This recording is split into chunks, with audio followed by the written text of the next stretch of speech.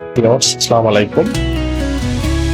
আজ আপনাদের মাঝে আমি একটা ট্রিক্স নিয়েছি কিভাবে আপনার ফেসবুক আইডি সাসপেন্ডের হাত থেকে রক্ষা করবেন। চলুন কথা না বাড়িয়ে আজকের ট্রিক্সটি দেখে নিন। প্রথমে আপনার মেসেঞ্জারটি অন করতে হবে।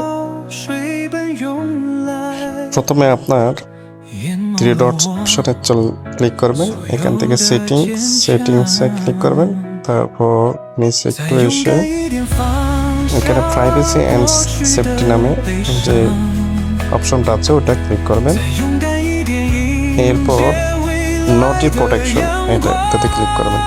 এটাতে ক্লিক করা আমার এখানে অন আছে, আপনাদের এখানে অফ থাকবে, আপনারা চাইলে এটা অন করে দেবেন।